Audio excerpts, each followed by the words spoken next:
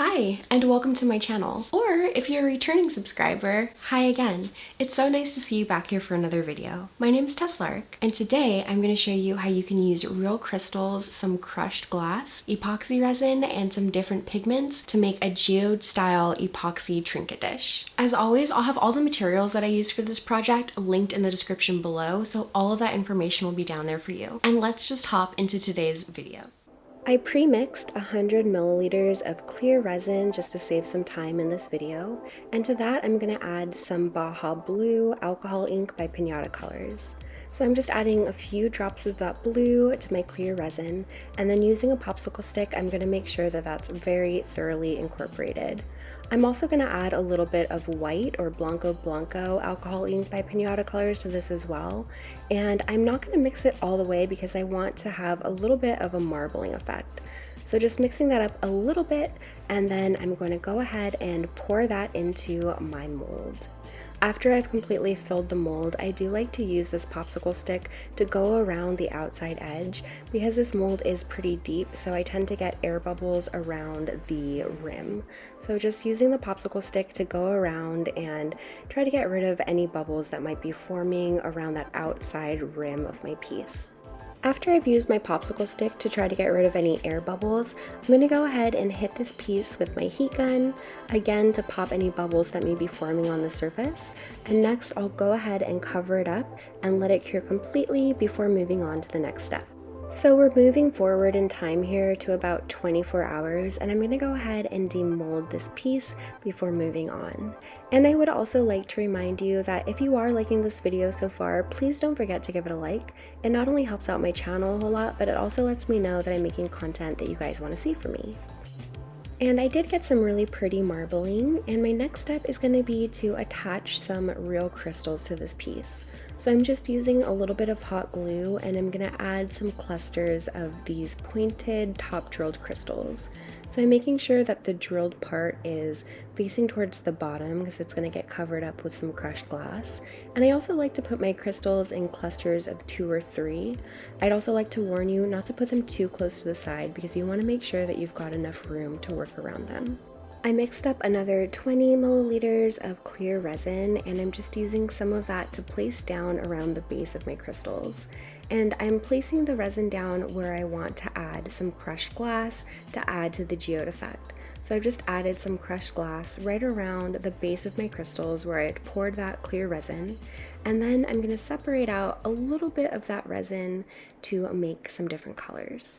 For this piece, I'll be using both white and blue. The white is going to be my background color, so I made sure that I had more clear resin that I could use the white in, and only sectioned off about 5 or so milliliters of clear resin to add my blue.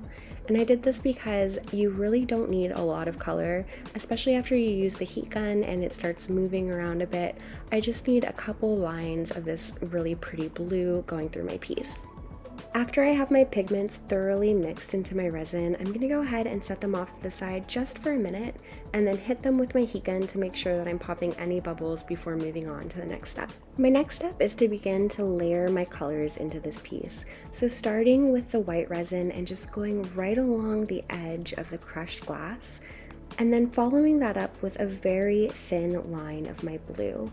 And if you can see, I've got a pretty good pinch on these cups so I can control the resin and how much flows out of it. Right on top of that blue, I'm going to go in with a little bit more white and then finish that up once more with one more thin line of my dark blue. And like I said earlier, you really don't need too much of your colored resin because the resin is so fluid and this piece is relatively small. It's going to move around quite a bit, so you don't want to overfill it and have the geode sort of take over the entire piece. The next step will be to use the heat gun to make some cells in the resin. So I started by heating up all of my resin before sort of pushing it around. Once I'm happy with it, I'm going to make a crutch using a piece of paper towel and just sort of elevate one of those sides to make sure that the resin doesn't slowly level out and take over the entire piece. Then I'm going to add a little bit more detail color, so I added a little bit more white and one more layer of my crushed glass right to the top. And again, this does act as a bit of a barrier to make sure that the resin doesn't spread out through the entire piece. And I'm just cleaning that line up with a clean paintbrush. And that's going to bring us to the second layer of our geode, so I'm going to once again cover this up and let it cure completely before moving on. So we're moving forward in time by about another day here, and you can see that the crushed glass is really well secure. We've got a really beautiful geode pattern, and now I'm just going to go ahead and add a little bit more texture to this piece. So I mixed up 10 milliliters of clear resin, and again, you don't really need that much resin.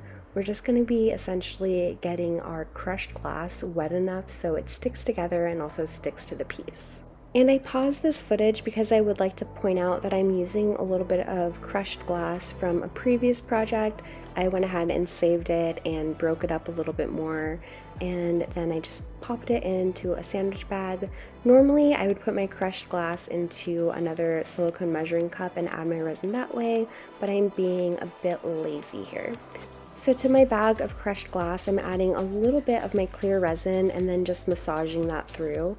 Again, you want to make sure that your crushed glass is wet enough that it sticks together and that it's going to stick to your piece, but you don't want to add so much resin that the resin sort of leaches out around the crushed glass and leaves like weird patterns. So just massaging that up, and then I'm going to twist that off, and I'll make a nice big cut in the tip so I can make sure that enough of that crushed glass can come out. My next step will be to go ahead and reinforce some of those lines that I made previously. So especially that line at the top, some of the resin sort of leaches into it and you can see the color underneath. And I really want to have a nice clear line of crushed glass. It really adds to the geode effect. I'm just going to add a bit in there and then clean up that line. And I do like to use popsicle sticks to clean up my lines, which I'll do a little bit later. But again, going around those crystals, just to some of those parts where the resin sort of leached through and made it to where it was a bit darker. I do also have an entire resin geode playlist here on YouTube, so make sure to check that out after you're done with this video. I personally especially love the geode mirrors that I've made in the past, so I'll link some of those videos down below as well. But after I've got my lines down, I'm just going to reinforce that a little bit with some of my clear resin to make sure it's nice and sticky. And I'll also go ahead and fill in some more of those spaces using up that crushed glass that I have and making sure that this piece has a good amount of texture. And then once I'm happy with how the piece is looking, I'll hit it again with my heat gun, again to pop any little bubbles that may be forming. I'll perfect these lines a bit, and then I'm going to let it cure completely before moving on. Alright, and we're moving on. So it's the next day and I'm ready to finish off this piece. I'm loving it so far, but to be honest, I do wish it had a bit more contrast. So I'm going to go ahead and add some gold to this piece using a Deco Premium Color paint pen. And if you've watched my videos before, you know I love these pens. They really give a really beautiful metallic finish and they're super easy to use.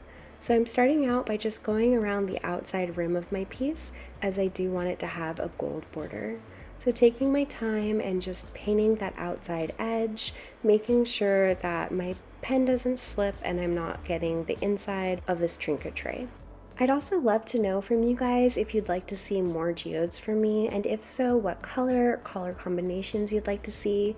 I'm a bit of a monochrome baby. I really like simplicity, but if you've got a color combination that you think would be cool to try, let me know in the comments down below. After I've got the border completely solid gold, I'm going to go ahead and add a couple little details. So I'm making a few of these pieces of crushed glass gold. And then because this pen is a chisel tip, I can use the flat side to make some thicker lines and use the pointed side to make some thinner lines. So I'm just going to add a couple little detail lines to this piece that sort of reinforce the shape, making sure some of them are a bit thicker and some of them are a bit thinner, again to kind of reinforce the geode feel to the entire piece.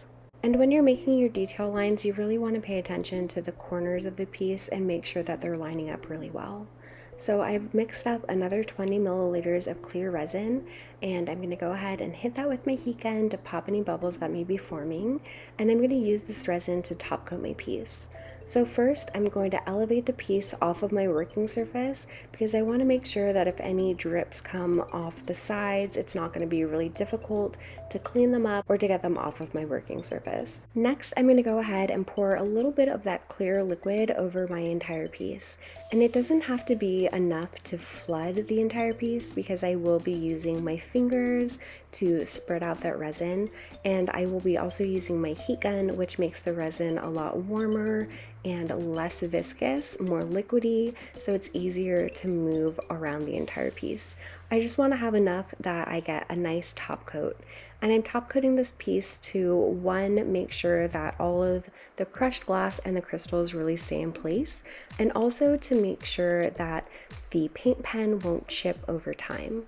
So I just poured a small amount over the outside rim, and I'm using my fingers, obviously with gloves. Make sure you're wearing gloves every time you work with resin. And I'm using that to just spread out that resin across the entirety of the top of my piece. I'm also using my gloved fingers to kind of wipe off the sides anytime that I do find a little bit of a drip. But after I've got a nice top coat, I will once more hit this with my heat gun, again to pop any bubbles. I know you know why I'm using it by now, but popping some bubbles. And then next, I'm going to cover this up one more time and let it cure completely. Drop a blue heart in the comments if you watched the video to this but don't care about the ending. So I let my top coat set up overnight and it is totally cured. It's really nice and smooth, and overall I am totally obsessed with this piece. I think it came out really pretty and there aren't any major drips along the sides. The top coat is nice and even, and overall I'm very, very happy. Thank you so much for spending a part of your day with me, especially if you made it all the way to the end of this video. And if you did make it all the way to the end of the video, leave me some sort of blue emoji just so that I know that you made it all the way to the end. And I'll see you in the next one. Bye!